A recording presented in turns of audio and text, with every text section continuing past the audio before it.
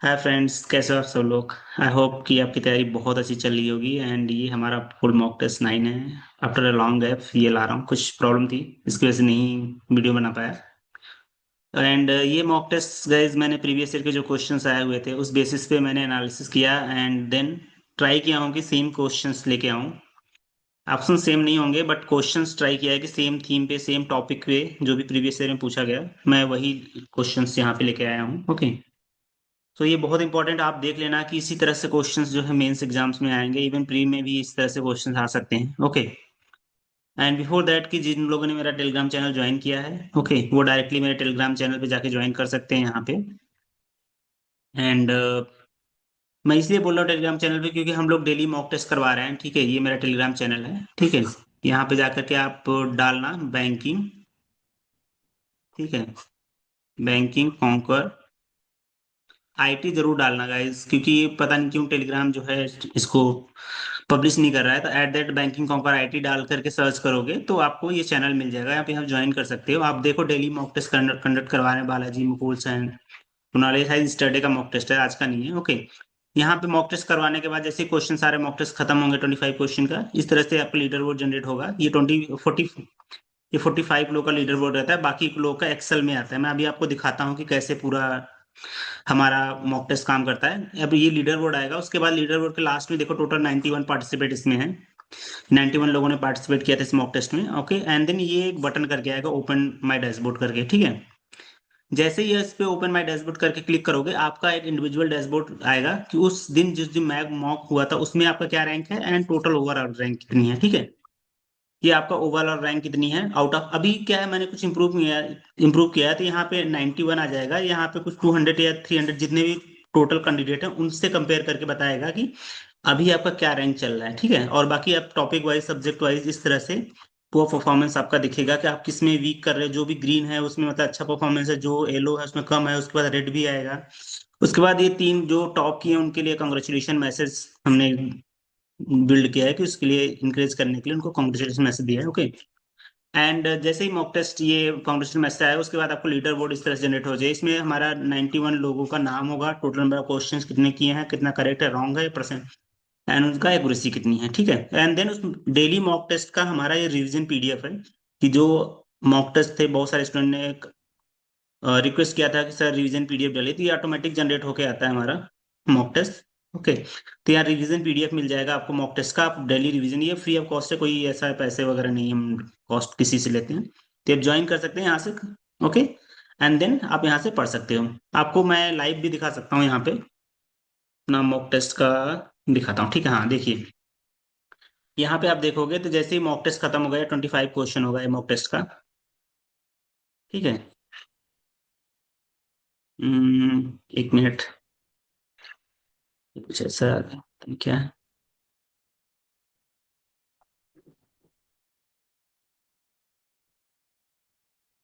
ये पता नहीं क्यों स्क्रॉल नहीं हो रहा है।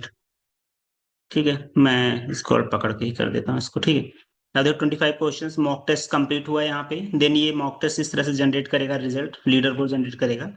ये आज का मॉक टेस्ट है जिसमें silent backdrop, Kunal and Balaji इन्होंने टॉप किया है। फर्स्ट सेकंड थर्ड रैंक है, बाकी लोग का ऐसे इस तरह से आता है। ठीक है, और ये 45 लोग का देगा। ठीक है, इस मॉक टेस्ट पे जैसे ही आप क्लिक करोगे ये, ठीक है, हमारा ओपन में डैशबोर्ड करके। ठीक है, तो जैसे आप क्लिक करोगे ये अब नया विंडोज ओपन करेगा और आपको एक इस तरह से डैशबोर्ड दे देगा। ठीक है, टोटल अभी आप इसको स्क्रॉल अप करोगे तो आपको पता चलेगा। ठीक है, टोटल 88 रैंक है मेरा एंड 90 मैं अटेम्प्ट नहीं करता हूँ, टोटल इतने स्टूडेंट ने अटेम्प्ट किया है। तो उस बेसिस पे ये आपको मॉक टेस्ट का रिजल्ट देगा। ठीक है, यहाँ पे तो सब्जेक्ट वाइज कितने हैं, कितने करेक्ट किए, कितने रॉन्ग किए, ये बताता है। ठीक है, और आप रेड वाला देख लोगे कि इसमें परसेंटेज आप देखोगे तो कमी आ रहा है, तो इसका मतलब कि इस पे आपका इंप्रूवमेंट का एरिया है। अभी हम लोग डेवलप कर रहे हैं कि एआई आपको बताएगा, हमारा आर्टिफिशियल इंटेलिजेंस बताएगा कि आपको किस एरिया में ज्यादा फोकस करना है, क्या क्या पढ़ना है, उस बेसिस पे कौन कौन से टॉपिक पे आपकी वीकनेस है, वो हमारा मॉक एआई जो है बताएगा। वो अभी यहीं पे डेवलप हो गया होके आएगा। ठीक है, एंड जैसे ही इस चीज पे क्लिक करोगे वो आएगा। उसके बाद हमने कांग्रेचुलेशन मैसेज बिल्ड किया है कि जो भी टॉप कर रहे हैं उनके लिए। एंड देन उसके बाद दो पीडीएफ आपको मिलेंगे, ये एक इस तरह का, इसमें लीडर बोर्ड है पीडीएफ का। ठीक है, ये क्या करता है आपको कि इस तरह से पूरा जितने भी लोग अटेम्प्ट किए, क्योंकि हम लोग 45 ही लोग का लीडर बोर्ड भेजते हैं टेलीग्राम पे, उसके बाद पीडीएफ अटैच करते हैं टोटल लोगों का। क्योंकि प्रॉब्लम यहाँ पे होती है कि टेलीग्राम अलाउ नहीं करता उतना करने का, ठीक है। तो ठीक है, ये है। बाकी एक रिवीजन पीडीएफ इस तरह से आपको मिल जाएगा, ठीक है। ये इस तरह से अभी आप स्क्रॉल डाउन करोगे इसको, तो इस तरह से आपको पूरा करेक्ट आंसर एक्सप्लेनेशन के साथ कौन सा सब्जेक्ट टॉपिक सब कुछ आएगा इसमें, इस तरह से आएगा, ठीक है। अभी इसको छोड़ते हैं एंड प्रोसीड करते हैं हम यहाँ से, ठीक है। तो ये था आज का पूरा, ये हमारा फर्स्ट क्वेश्चन है। सबसे अच्छा तरीका है आपको पढ़ने का कि आप क्वेश्चन को देखिए एंड खुद से जो है ट्राई करिए इस चीज को अटेम्प्ट करने का, ओके। सो फर्स्ट क्वेश्चन हमारा क्या है, वेब टेक्नोलॉजी से है कि ए यूजर, क्या कह रहा है, a user submit a request on a web server, कि वेब सर्वर पे कोई रिक्वेस्ट सबमिट कर रहा है, ठीक है। मान लो कि फेसबुक पे हम सबमिट कर रहे हैं, ठीक है। तो जैसे हमने लॉगिन सबमिट किया, हमने अनएक्सपेक्टेड एरर किया सर्वर साइड से, and server is unable to process request और रिटर्न द एरर कोड, ठीक है। तो कह रहे हैं कि अनएक्सपेक्टेड एरर आ रहा है सर्वर साइड से, ठीक है। तो ये कौन सा कोड है, ठीक है। एचटीटीपी का रिस्पांस कोड आपको पता है ना कि चार, बहुत सारे तरह के रिस्पांस कोड होते हैं, ठीक है। इसमें 4-5 दिया है मैंने, मैं एक एक बताऊंगा, ठीक है। ये देखो, ये तब आता है कि जब आपने पेज रिक्वेस्ट किया, वो पेज पहले था लेकिन यह पेज नहीं भी है, पहले था या हटा दिया गया, तो क्या होगा कि वो 40404 देगा, ठीक है। इसका मतलब कि पेज अवेलेबल था बट वो रिमूव कर दिया गया कुछ और तरीके से, कुछ भी करके वो गायब, पेज अवेलेबल ही नहीं इस टाइम पे, तो पेज नॉट फाउंड। फॉरबिडन का मतलब है कि आपसे एक्सेस डिनाइड कर दिया गया, ठीक है, या आप एक्सेस नहीं कर पा रहे, आपको अथोराइजेशन नहीं उस चीज को, ठीक है। 403 5, ये क्या है, 500। 500 क्या है, इंटरनल सर्वर एरर, वही अनएक्सपेक्टेड एरर जो आ रही है उसी को बोलते हैं इंटरनल सर्वर एरर, ठीक है। सर्विस जब अनअवेलेबल है, कभी कभी होता है ना सर्वर डाउन बोलते हैं, तो वो क्या आता है हमारा 503। एंड 200 मतलब कि आपको एक्सपेक्टेड रिजल्ट मिल गया, आप रिक्वेस्ट किया कुछ सर्वर से, आपको वो आउटपुट में मिल गया, तो मतलब हमारा सक्सेस हो गया। तो करेक्ट आंसर क्या होगा, इंटरनल सर्वर एरर, ओके। अब एचटीटीपी जो स्टेटस कोड होते हैं ना, जो बहुत सारे हैं, 400 है, 400, 1 2 3 ऐसा कुछ करके है, तो वो सारों का ना एक, ये सारे जितने एचटीटीपी हैं उसके सब लिस्ट मैंने बना रखे हैं। 200 पे क्या होता है, 300 पे क्या होता है, 400 पे। इस चीज को आप एक एक करके देख लेना, बहुत इंपॉर्टेंट है। ये लास्ट ईयर क्वेश्चन पूछा गया था, उस बेसिस पे मैंने जो है ये सारे के आप याद कर लेना, एक एक, एक करके इस चीज को पढ़ लेना, इसका क्या मतलब है कि, ओके। उस बेसिस पे अगर क्वेश्चन आता है इस साल, ओके, हाई चांसेस है आने के, अगर आ जाएगा इस साल तो आप इजीली कर सकते हैं। मेनली ये प्री में क्वेश्चन पूछने के बहुत ज्यादा हाई चांस है, ओके। नाउ हमारा नेक्स्ट क्वेश्चन है, ये एल्गोरिथम बेस्ड है, विच कंपोनेंट, ये एल्गोरिथम नहीं है हमारा, ये हमारा है जो है एसएमटीपी से, नेटवर्किंग से है क्वेश्चन, ठीक है। कंप्यूटर नेटवर्क से क्वेश्चन है कि विच component of email system provide the interface of composing the emails, composing, sending, receiving end reading the emails, okay. तो अभी आप हर एक ऑप्शन को एनालिसिस करोगे तो आपको पता चलेगा कि SMTP, simple mail transfer protocol, क्या करता है, मेल को सेंड करता है, right. Mail transfer protocol agent है, यूजर एजेंट है। देखो, जो यूजर एजेंट होता है ना, वही क्या करता है, वही रिस्पॉन्सिबल होता है मेल को क्या करना, कंपोज करना, ठीक है, मेल को सेंड करना, मेल को रिसीव करना और मेल को रीड करना, ठीक है। तो यही हमारा यूजर एजेंट जो है, that is the right answer is for this question, okay. So user agent is a software that interact with to manage the email, allow the compose, read, write, reply, forward, attach, जो भी करना, सारे काम जो है हमारा क्या करता है, यूजर एजेंट ही करता है, ओके। हाँ, एक क्वेश्चन ये है, अब इस क्वेश्चन में, ये लास्ट ईयर क्वेश्चन आया हुआ था। आपको ये चीजें कभी पढ़ा होगा, नहीं पढ़ा होगा, मुझे नहीं पता, बट मैंने जब क्वेश्चन देखा था तो शायद मेरे लिए भी नहीं था, ठीक है। मैं बताता हूँ आपको ये क्वेश्चन कैसे अटेम्प्ट करना है। अगर कोई क्वेश्चन नहीं आ रहा है आपको, तो थोड़ा सा आप कॉमन सेंस यूज करने करिएगा। मैं बताता हूँ आप लोग को कि आप लोग कैसे अटेंड करना है। देखो, ये कह रहे हैं कि एक ऑर्गेनाइजेशन है, कोई इंप्लीमेंट कर रहा है डिफरेंट एक्सेस कंट्रोल, तो इसका मतलब ये सारे के सारे कोई ना कोई एक्सेस कंट्रोल होंगे, ठीक है। कि मतलब कोई फाइल को एक्सेस कैसे करना है, उस चीज का कंट्रोल करना है, ठीक है। कि कौन कौन उसको एक्सेस कर सकता है, उसको कैसे कंट्रोल करना है, ठीक है। तो एक सिक्योरिटी मॉडल इन्होंने डेवलप किया है, ठीक है। तो अगर आप देखोगे सब में एसी एसी है, एसी का मतलब ये एक्सेस कंट्रोल है, इतना समझे। अब एक लास्ट ऑप्शन अब पढ़ो, जीरो ट्रस्ट। जीरो ट्रस्ट का मतलब है कि, मतलब अब जीरो ट्रस्ट का अब पढ़ करके आपको समझ में आ रहा है कि ट्रस्ट नहीं करना है। तो इसमें से आप पढ़ोगे ना सारे ऑप्शन, तो एक ये दूसरा वाला जो होगा यही बताएगा आपको, नेवर ट्रस्ट ऑलवेज वेरीफाई। तो जीरो ट्रस्ट वाला तो यही पे जाएगा, राइट। अब इस बेसिस पे आप एलिमिनेट कर सकते हो कि ये सही होगा, ये सही होगा, ये सही होगा, ये मतलब कि ये वाला पार्ट आप एलिमिनेट कर सकते हो, ठीक है।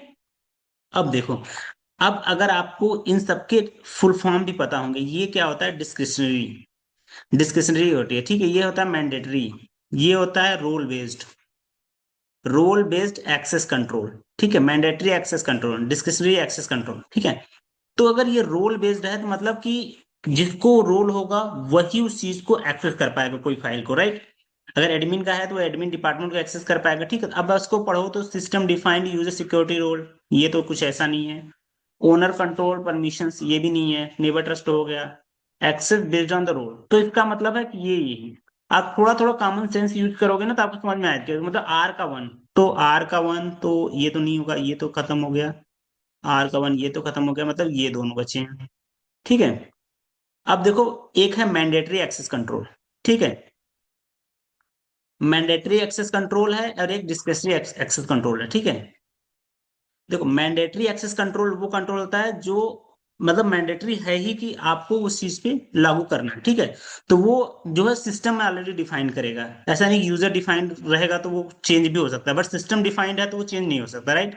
तो इसका ये चीज सही होगा क्योंकि सिस्टम डिफाइंड सिक्योरिटी रोल जो होगा, तो इसका सही मतलब क्यू का फोर, अब क्यू का फोर तो इसमें नहीं है, क्यू का फोर ये है, मतलब इसका करेक्ट आंसर ये है।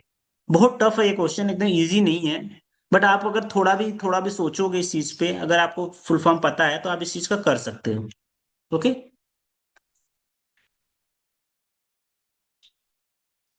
नेक्स्ट क्वेश्चन हमारा टेम्पलेट है। देखो टेम्पलेट क्या करता है, टेम्पलेट हमारा HTML5 में एक तरह का एक टैग है, ठीक है। ये हम रीयूज करते हैं टेम्पलेट को, ठीक है। जो भी फाइल्स हमारी हैं, जो हम भी टेम्पलेट हम HTML पेज में यूज करते हैं, अगर हम चाहें कि उस टेम्पलेट को कहीं और यूज करें तो रीयूजेबल चीजें बना सकती हैं। अगर आप देखोगे तो यही इसका करेक्ट आंसर है कि ये एक HTML फ्रेगमेंट जो है एक रीयूजेबल होता है, कि नॉट रेंडर इमीडिएटली नहीं होता है उसको, और इसको हम जावास्क्रिप्ट के थ्रू दोबारा से रीयूज कर सकते हैं। ओके, इसका करेक्ट आंसर यही है। ठीक है, अब ये क्वेश्चन है क्रिप्टोग्राफी से, which of the cryptography mechanism primarily provide non repudiation. अब इसका मतलब अगर आप समझ जाओगे ना तभी ये क्वेश्चन आराम से कर लोगे, ठीक है। Ensuring the sender can not deny the having a send message, तो इसका यही मतलब है कि जो भी सेंडर है वो डिनाई नहीं कर सकता, अगर मैंने आपको कुछ भेजा है तो मैं बाद में ये नहीं बोल सकता हूँ कि नहीं मैंने नहीं भेजा है, ठीक है। क्योंकि ये क्या करता है, ये इंश्योर करता है, इसमें सेंडर की आइडेंटिटी वेरीफाई करता है, सेंडर की डिटेल्स रहती हैं, सेंडर का पूरा रहता है कि मैंने ही भेजा है, ये इस चीज को इंश्योर करता है, ठीक है। ये हमारा डिजिटल सिग्नेचर का पार्ट है। हैश फंक्शन क्या करता है, ये आपको एक कोड जनरेट करता है, सिंपल मैसेज को, ठीक है। कंप्रेशन तो कोई करना ही नहीं है। एईएस, एसिमेट्रिक इंक्रिप्शन क्या करती है, पब्लिक एंड प्राइवेट की यूज करती है, ठीक है।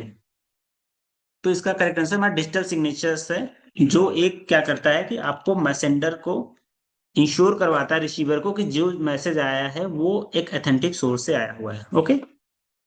नेक्स्ट क्वेश्चन है, ये पूरा है कि कैसे कैसे करते हैं, ठीक है। ये पूरा प्रोसेस है कि कोई बैंक का डॉक्यूमेंट मान लो भेजना है, उसको हैश फंक्शन के थ्रू क्या क्या करते हैं, डॉक्यूमेंट को हमने एक हैश वैल्यू जनरेट कर दी इस तरह का, ठीक है। उसके साथ हम लोग क्या करते हैं, इनक्रिप्ट किए यूजिंग प्राइवेट की, एंड देन डिजिटल सिग्नेचर उसके साथ डॉक्यूमेंट के साथ अटैच करके इधर भेज दिया, ठीक है। वैलिड है नहीं वैलिड है वो पूरा प्रोसेस है, आप इस तरह से देख सकते हो। ऑलरेडी मैंने प्रीवियस लेक्चर्स में एक्सप्लेन किया हुआ है। ओके। ये क्वेश्चन है बहुत इंपॉर्टेंट, नेटवर्किंग क्वेश्चन है। आप देखते हैं, which are the following major advantage of IPv4 and IPv6, ठीक है। अब एडवांटेज की बात पूछा, देखो दोनों में क्या है एडवांटेज की, सबसे पहले तो IPv4 और IPv6 दोनों अलग अलग क्यों है। इंटरनेट प्रोटोकॉल वर्जन 4 और 6, वर्जन 4 के बाद वर्जन 6 इसलिए लाया गया क्योंकि हम लोग को इतना, जब जिसने भी ये वर्जन 4 बनाया था उसको ये नहीं उम्मीद नहीं थी कि इतने ज्यादा यूजर हो जाएंगे इंटरनेट पे जिनको आईपी की जरूरत पड़ेगी कम्युनिकेशन के लिए, ठीक है। बट हमारे आईपी एग्जॉस्ट हो चुके हैं, उसके लिए कि आईपी एक्स्ट्रा आईपी बनाने से बेटर था, उन्होंने क्या किया कि वर्जन 6 बना दिया। अब इसके पास इतना ज्यादा आईपी है ना कि वो मुझे नहीं लगता दुनिया खत्म हो जाएगी फिर भी ये कोई यूज कर पाएगा इतना ज्यादा, ठीक है। फिर क्या है कि मेजर एडवांटेज क्या है, अब देखो मेजर एडवांटेज हम लोग IPv4 क्यों लाया, क्योंकि हमारे पास क्या था, मान लो कि ये हमारा कोई ऑर्गेनाइजेशन है, इसमें मान लो डिवाइस ए है, बी है, सी है, डी है, E, ठीक है। यहाँ पे पब्लिक आईपी है, ठीक है। ठीक है, अब क्या है कि ये सारे डिवाइसेस एक ऑर्गेनाइजेशन के अंदर, क्योंकि हमारे पास IPv4 जो है के पास लिमिटेड आईपी थी, तो लिमिटेड पब्लिक आईपी थी, तो वो क्या किया कि एक ऑर्गेनाइजेशन को एक आईपी दे दिया, यहाँ पे IP1 दे दिया मान लो, ठीक है। इस आईपी अंदर अब इसके अंदर जो डिवाइसेस हैं उसके बाद प्राइवेट आईपी होंगे, ठीक, सबके पास प्राइवेट आईपी होंगे ये, ठीक है। अब किसी को मान लो इंटरनेट के थ्रू एक्सेस करना है, तो सबसे पहले तो ये जाएंगे पब्लिक आईपी में, अपने आप को कन्वर्ट करेंगे प्राइवेट से पब्लिक आईपी में, ठीक है। उसके बाद फिर जाएंगे यहाँ पे इंटरनेट पे, ठीक है। इंटरनेट पे जाएंगे, यहाँ से डेटा लेंगे, फिर कम्युनिकेशन स्टार्ट होगा, ठीक है। तो आप देखो कि हर डिवाइस को एक पब्लिक आईपी लेने के लिए कन्वर्ट करना पड़ता है, ठीक है। ये कन्वर्जन किसके थ्रू होता है? नेट के थ्रू, नेटवर्क एड्रेस ट्रांसलेशन के थ्रू, ठीक है। और फिर यहाँ पे एक लगा होता है पैट, क्योंकि मल्टीपल डिवाइस से मान लो एक साथ कम्युनिकेट किया तो सबको तो एक साथ आईपी नहीं देंगे पब्लिक आईपी, तो क्या करेंगे? पैट लगा देंगे। पैट के थ्रू क्या करता है? ये पोर्ट एड्रेस ट्रांसलेशन करता है। ये क्या करता है? सबको सेम आईपी देगा बट पोर्ट डिफरेंट दे देगा। तो इससे क्या होगा कि सारे चैनल्स जितने डिवाइस सब अलग अलग कम्युनिकेट करेंगे, ठीक है। यही एडवांटेज है आईपीवी6 में, क्योंकि यहाँ पे क्या है कि सब कन्वर्ट करने के लिए पहले नेट का यूज होता था, फिर पोर्ट पैट का यूज होता था, तब इंटरनेट के थ्रू कन्वर्ट होता था। यहाँ पे क्या है, आईपीवी6 जो यूज कर रहे हैं वो डायरेक्टली सबको पब्लिक आईपी दे दिया और हर कोई अपना इंडिपेंडेंटली कम्युनिकेट कर रहा है, राइट। तो इसका जो हमारा करेक्ट आंसर है क्या है? Eliminate the need of the network address translation, क्योंकि यहाँ पे जरूरत नहीं पड़ती, सबको पब्लिक आईपी ही दिया जाएगा, ठीक है, क्योंकि बहुत ज्यादा अवेलेबल है हमारे पास IP address due to large space of space. समझ में आया? ठीक है। नेक्स्ट क्वेश्चन हमारा छठवां है, सातवां है मशीन लर्निंग का। Which are the following is Python library primary use for machine learning and data mining. अभी अब आपने पढ़ा होगा कि पाइथन लाइब्रेरी के बारे में, तो नमपाई किसके लिए यूज होता है? नंबर्स के लिए होता है, डेटा के मैथमेटिकल ऑपरेशंस के लिए होता है। लाइब्रेरीज जो है पैंडा वगैरह, जैसे डेटा एनालिसिस वगैरह, एनालिटिक्स वगैरह यूज करते हैं, हमें एक्सेल पीडीएफ रीड करना है, ये सारी चीज के लिए। स्किल्स इसके स्काई किट लर्न किसके लिए यूज होता है? ये यूज होता है हमारा मशीन लर्निंग के लिए, एमएल के लिए यूज होता है, या डाटा माइनिंग के लिए यूज करते हैं, ठीक है। इसका करेक्ट आंसर ये है। एंड फ्लास्क यूज करते हैं वेब डेवलपमेंट के लिए, फास्ट एपीआई के लिए फ्लास्क हम लोग यूज करते हैं, ओके। ये एसक्यूएल का क्वेश्चन है, ठीक है। इसका हमारा करेक्ट आंसर क्या होगा एसक्यूएल में? अब आप समझो, ठीक है। अब इस चीज को आप समझो कि देखो क्या हुआ कि कोई ट्रांजेक्शन स्टार्ट किया, ठीक है, स्टार्ट किया, अपडेट करना है एक एम्प्लॉय के टेबल को, और सेट करना है एम्प्लॉय की सैलरी इक्वल टू इतना 1000, और वेयर एम्प्लॉय आईडी, जिसकी वन एम्प्लॉय आईडी जो है 101 है, उसको हम लोग उसमें सैलरी ऐड कर दिया। अब उसकी करंट सैलरी इतनी होगी, ठीक है। अब सेव पॉइंट, जैसे ही आप सेव पॉइंट करेंगे ना गाइस, होगा क्या कि इसके करंट स्टेट बताने लगेगा। करंट स्टेट अब क्या होगी? सैलरी। अभी देखो क्या है कि करंट स्टेट बताने लगेगी इसकी सैलरी प्लस 1000, ठीक है। अभी सैलरी कितनी है एम्प्लॉय की? कह रहे हैं कि इनिशियल सैलरी एम्प्लॉय जिसकी है 1000, 50,000, तो अब क्या होगा?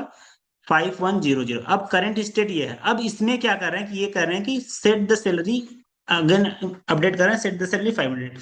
तो अब यहाँ पे जैसे ही सेट किया, यहाँ पे इसकी एम्प्लॉय आईडी है, तो यह क्या आएगा? 51500, ठीक है। इतना होगा इसकी सैलरी। अब यहां से रोल बैक कर रहे हैं, तो S1 को जब रोल बैक करेंगे तो जो ये वाला सैलरी होगा अपडेट हुआ ना, यही रोल बैक होगा।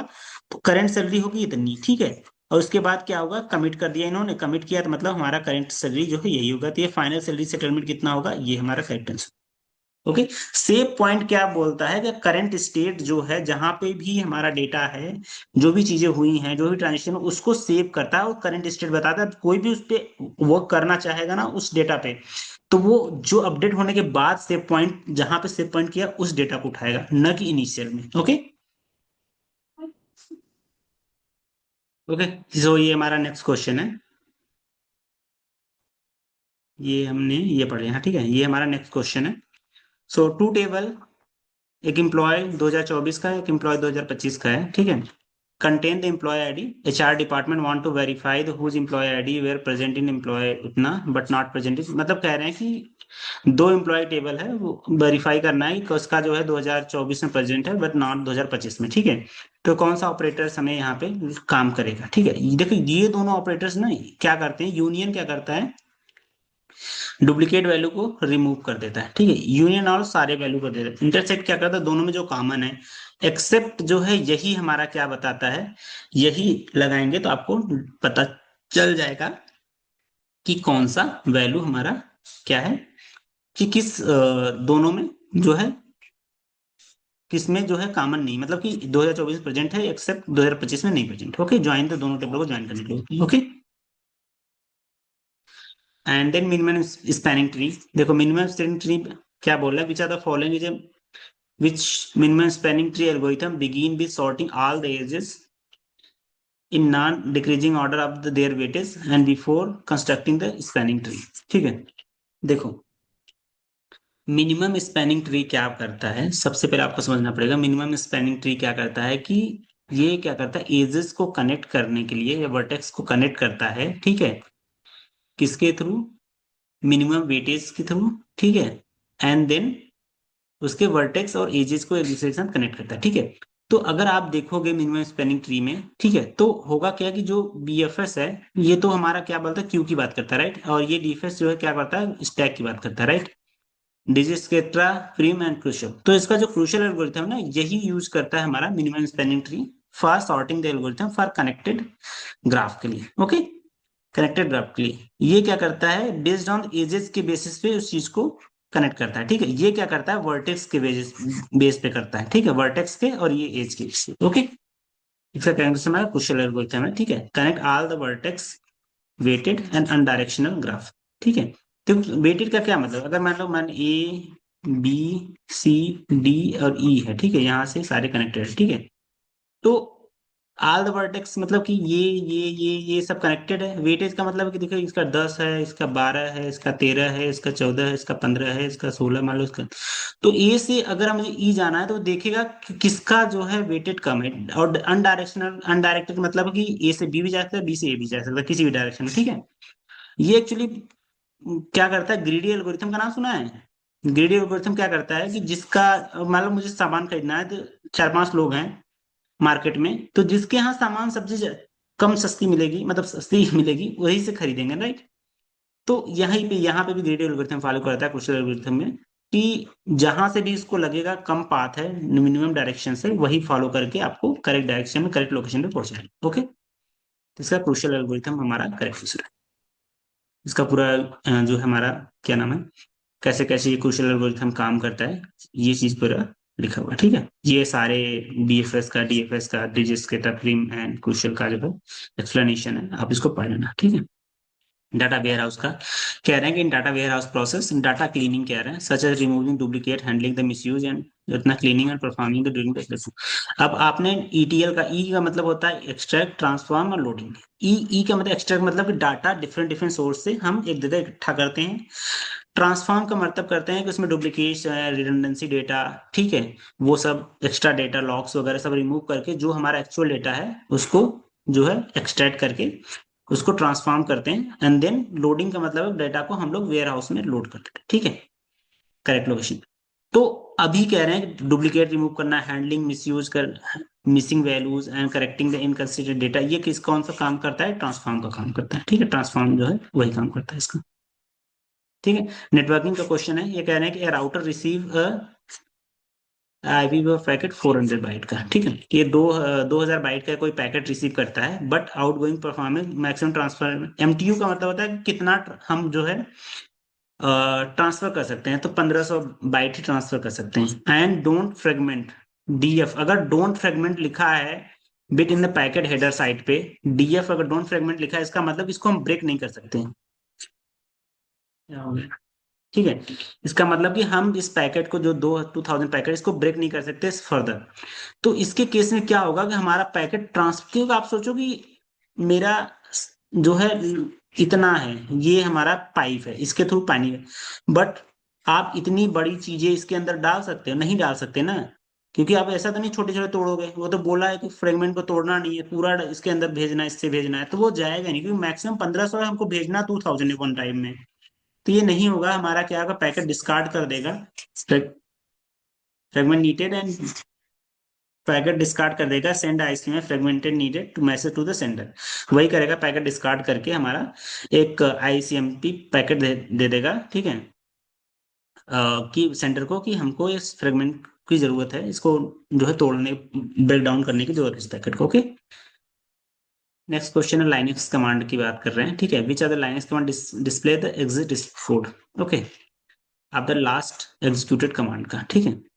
तो जो भी हमारा लास्ट एग्जीक्यूटेड, देखो ये सारी लाइनक्स कमांड है, इसको जिसको पढ़ लेना आप, ठीक है। ये क्या करता है, ये क्या करता है, ये क्या करता है, इस इसके अगर आप पढ़ोगे ना बहुत अच्छे से आपको समझ में आएगा वन बाय वन करके। देखो लास्ट एग्जिट जो होता है ना, जब कोई कमांड एग्जीक्यूट हुई है, ठीक है, तो उसका एग्जिट स्टेटस कोड ना वो किस में रिटर्न होता है, वो हमारा होता है इको, ये जो हमारा डॉलर का साइन है और क्वेश्चन मार्क है, इसमें हमारा लास्ट एग्जीक्यूटेड होता है। बाकी के आप देख लो यहाँ पे क्या करता है कि ये रिप्रेजेंट करता है कि करंट जो सेल है, जो करंट एग्जीक्यूट हो रहा है, जो प्रोसेस जो हमारा लाइनक्स कमांड है उसके जो प्रोसेस आईडी है उसकी बात करता है, ठीक है। ये करता है किसकी, ये बोलता है जो रिसेंटली एग्जीक्यूट हुआ है ना हमारा लाइनक्स कमांड, उसकी बात करता है, ठीक है। ये क्या करता है कि जो नंबर ऑफ सेल स्क्रिप्ट जो है पास हुई ना पैरामीटर्स, उसकी बात करता है। ये क्या करता है कि सेल स्क्रिप्ट की नेम को बताता है, ओके। इसी प्रोग्रामिंग का है, ठीक है। देखो विच ऑफ द सी, ये लास्ट ईयर भी क्वेश्चन इस तरह का आया था कि which C standard library function use to move the file pointer to specific position within a file, ठीक है। एक कह रहे हैं कि जो फाइल का पॉइंटर है एक पोजीशन दूसरी पोजीशन फाइंड आउट करने के लिए कौन सा है, ठीक है। एफ टेल क्या करता है, करंट पोजीशन को दिखाता है, ठीक है। करंट पोजीशन को बताता है किस पोजीशन पे आपका फाइल पॉइंटर है। अगर स्पेसिफिक पोजीशन पे लेके जाना है तो एफ सी जो है करेक्ट आंसर होगा, आपको एक लोकेशन से दूसरी लोकेशन पे जाने के लिए। रिवाइंड क्या करता है, आपको जो है बिगिनिंग पॉइंट पे लेके आता है पॉइंटर को। एफ रीड क्या करता है, फाइल को डेटा को रीड करने के लिए, और एफ राइट कर डेटा को राइट करने के लिए फाइल में, ओके। तो करेक्ट आंसर हमारा एफ सी को होगा इसका, ठीक है। ये सारे लिखे हैं टेल ये क्या करते हैं, ये सारी चीज आपको यहाँ से पढ़ना समझ में आ जाएगा, ठीक है। अब क्वेश्चन है कि which are the following feature is transmission control protocol ensure that data fragment are reassembled in the correct order at the receiving end, okay. देखो ये क्या होता है कि ट्रांसमिशन कंट्रोल प्रोटोकॉल, अब क्या है हमारे पास कोई बड़ा पैकेट है, ठीक है। अब इसको ले जाने के लिए एक यहाँ पे छोटी सी पाइप लगी हुई है। अब मैं आपको बता रहा हूँ, तो मैंने क्या किया कि इसको पूरा पैकेट को छोटे छोटे छोटे पैकेट्स में ऐसे तोड़ दिया, ठीक है। छोटे छोटे पैकेट में मैंने तोड़ दिया ऐसे इस तरह से, ठीक है। नंबर दे 1 2 3 4 5 6 7 8 9 10 11 12 13, ठीक है। अब एक एक पैकेट यहाँ से मान लो कि 10 गया, यहाँ पे 12 3 गया, यहाँ पे मान लो कि 12 गया, यहाँ पे मान लो कि 5 गया, ऐसे ऐसे करके। अब जब रिसीविंग एंड पे यहाँ पे सेंडिंग हो रहा है, यहाँ पे रिसीवर है, ठीक है। तो जब यहाँ पे आएगा ना तो उसको एक सीक्वेंस, जिस सीक्वेंस में हमारा पैकेट था उस सीक्वेंस में फिर से बनाने के लिए क्या करना होता है, ये सीक्वेंस नंबर असाइन करके हम लोग रिसीविंग एंड पे करेक्ट ऑर्डर में उसको रिसीव कर सकते हैं पैकेट को, ओके। चेकसम क्या करता है हमारा, चेकसम क्या करता है हमारा, चेकसम हमारा ये चेक करता है पैकेट हमारा करेक्टली डिलीवर्ड हुआ कि नहीं, उसके एरर कंट्रोल, एरर को फाइंड आउट करता है, उसको करेक्ट भी करता है। विंडो साइज क्या है कि मैक्सिमम नंबर ऑफ पैकेट्स उस साइज में हम एक साथ भेज सकते हैं। पोर्ट नंबर और टीटीएल टाइम टू लीव का हर पैकेट पे एक टीटीएल लगा होगा, हर जितने राउटर से गुजरेगा उसका टीटीएल हमेशा कम होगा, और एंड ऑफ द राउटर जब पहुंचेगा हमारे पास, अगर मान लो कि 16 राउटर हैं तो टीटीएल 16 देंगे, हर राउटर पे जाने के बाद टीटीएल की वैल्यू कम होगी और फाइनल डेस्टिनेशन पहुंचने में टीटीएल 0 हो जाएगा, जिससे पैकेट डिस्कार्ड हो जाएगा। अदरवाइज क्या होगा कि इनफाइनाइट लूप में पैकेट फंस जाएगा और वो जो है टहलता रहेगा उसी राउटर के बीच में, और क्या करे बैंडविड्थ कंज्यूम करेगा। इससे बेटर है पैकेट को डिस्कार्ड कर दो टीटीएल के थ्रू, ओके। ये हमारा क्या है, which are the following session component IoT. आपको पता है ना आईओटी डिवाइसेस क्या होती हैं, इंटरनेट ऑफ थिंग्स। जैसे कि हम लोग क्या पढ़ते हैं, रिमोट कंट्रोल हो गया, ये एक आईओटी डिवाइसेस है। हमारे पास स्मार्ट वॉचेज हैं, आईओटी डिवाइसेस मोबाइल से कनेक्ट हो जा रहे हैं, फोन भी आ रहा है, ठीक है, छोटे छोटे डिवाइसेस। तो छोटे डिवाइसेस जो है विद इन 5 मीटर 10 मीटर के रेंज पे जो है कनेक्टेड है, ब्लूटूथ डिवाइसेस हो गई, ठीक है। तो इसमें होता क्या एक्चुअली, इसमें क्या लगता है, सेंसर्स लगे होते हैं, राइट। सेंसर्स लगे होते हैं जो आईओटी डिवाइसेस को कनेक्ट करते हैं, ठीक है। Next question, cyber attacks A web application is accept the user input to construct the SQL query. Which of the following technique is most effective in preventing SQL injection? SQL injections क्या होती हैं, आप एक चीज समझना। हमारे पास कोई login page है, लॉगिन पेज में दो चीजें होती हैं, यूजर आईडी एंड पासवर्ड, ठीक है। मैंने मान लो यूजर आईडी एडमिन दिया, ठीक है। अगर प्रॉपरली आपका यूजर लॉगिन फील्ड जो है टेस्टेड नहीं है, तो मैं अगर बोलूंगा 1 = 1, अगर मैं ये दिया, आप सोचो कि ये तो हमेशा ट्रू ही होगा, राइट। तो ये ट्रू होगा तो ये क्या करेगा, बाईपास कर देगा पासवर्ड को, एडमिन से ही आप सीधे आपके सिस्टम में लॉगिन कर जाएगा। यही कह रहा है कि input valuation together with parameterise query. तो इसी को जो है आपका जो इनपुट वैलिडेशन है उसको एक पैरामीटर के साथ क्वेरी के साथ डाल करके ही इसको वेरीफाई करना है, जिससे कि हम लोग एसक्यूएल इंजेक्शन को प्रिवेंट कर सकते हैं। ओके, ये यही पूरा जो है कहानी समझाया जो मैंने आपको यहाँ से, ठीक है। अब देखो ये कह रहे हैं कि consider the following Java class. इसके स्टूडेंट के जावा क्लासेस में क्या है कि दो हमारे पास वेरिएबल्स हैं, एक इंटीजर है, एक स्ट्रिंग टाइप का आईडी नेम, ठीक है। कोई कंस्ट्रक्शन वगैरह नहीं है, what happen the class is compiled, ठीक है।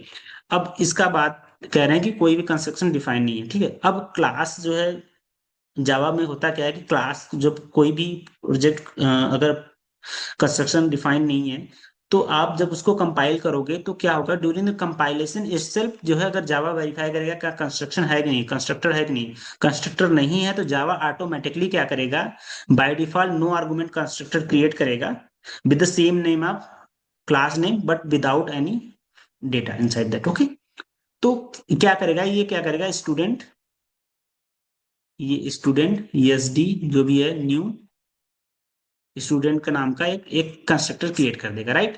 तो यही कह रहा है कि नो एक्सप्लिसिट कंस्ट्रक्ट करना, तो what happen when the class is compiled, तो क्लास कंपाइल होने के बाद ऑटोमेटिकली क्या करेगा, by default no argument constructor create कर देगा। ओके, तो यही हमारा करेक्ट आंसर है। कंस्ट्रक्टर क्या होता है, same name as a class name, is loading when the class is loaded. Okay, इसका तो आंसर आपको दिख ही गया इसमें, ठीक है। Which are the following is following members of super class is not inherited.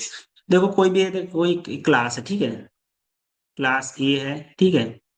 अगर मैं इसको क्लास बी में इसको इनहेरिट करता हूँ क्लास ए को, तो अगर कोई प्राइवेट मेंबर है इसमें तो वो प्राइवेट मेंबर इस बी में नहीं इनहेरिट होगा, ये चीज समझ लेना, ठीक है। तो इसका करेक्ट आंसर हमारा प्राइवेट होगा, ठीक, default private members members within the can not be inherited. Okay, इसका करेक्ट आंसर सी है, ठीक है। This is data warehouse, data keyword, ठीक है। In data warehouse data keyword is primary use for which of the following purpose, ठीक है। तो कह रहे हैं कि जो हमारा डाटा वेयर हाउस है, डाटा वेयर हाउस में क्या होता है, ईटीएल होता है, राइट, ईटीएल। ईटीएल क्या करता है, extraction, transformation and loading, data को एक्सट्रैक्ट करना, उसको ट्रांसफॉर्म करना और उसको लोड करना, ठीक है। उसमें एक वर्ड बताया डाटा कीवर्ड का। डाटा कीवर्ड क्या करता है कि जो भी डेटा है हमारा ना, उसको 360 व्यू जो है देखता है, मल्टी डायमेंशनल, बहुत सारे डायमेंशनल में जाकर के उसको एनालिसिस करता है। आपने क्या ओएलएपी का नाम सुना है, ऑनलाइन एनालिटिकल प्रोसेसिंग, ओएलएपी, ठीक है। मल्टीपल डायरेक्शंस में डेटा को प्रोसेस करना, उसको वेरीफाई करना, उसको एनालिसिस करना ही डाटा क्यूबॉइड का काम है, ठीक है। अब इसका प्राइमरी पर्पस क्या है, इसका प्राइमरी पर्पस इंक्रिप्टिंग डेटा नहीं है, मैनेजिंग नेटवर्क नहीं है, performing the multi dimensional analysis of data across the multiple dimension, यही इसका करेक्ट आंसर है। ओके, नेक्स्ट क्वेश्चन है नेटवर्किंग का, which of the DNS record type is map to the. देखो यहाँ पे क्या है, DNS record type map the domain name to IP. तो हमें पता है डीएनएस का काम ही क्या है कि डोमेन से आईपी में कन्वर्ट करना, ठीक है, आईपी में कन्वर्ट करना डीएनएस का काम है। तो अब कह रहे हैं कि कौन सा रिकॉर्ड टाइप की बात कर रहे हैं, ये रिकॉर्ड टाइप ना हमारा ए की बात कर रहा है, ठीक है। ये रिकॉर्ड टाइप जो आईपी, अगर मैं मान लो 4 बार लिख दूं, ठीक है, ये हमारा रिकॉर्ड टाइप है, तो ये क्या करेगा, domain name to IP IPv6 में कन्वर्ट करेगा, ठीक है। ये हर चीज का एक मतलब होता है रिकॉर्ड टाइप में, ठीक है। अभी देखना, आपको देखना यहाँ पे, अगर ए है तो क्या करना, डोमेन से IP4 में, अगर 4 टाइम्स ए है तो डोमेन से IP6 में, सी नेम के एरिया अनदर डोमेन में, मेल सर्वर में, रिवर्स डीएनएस में, ठीक है, पीटीआर का है, टीएक्सटी का टेक्स्ट इन्फॉर्मेशन के लिए, ठीक है, यूज होता है।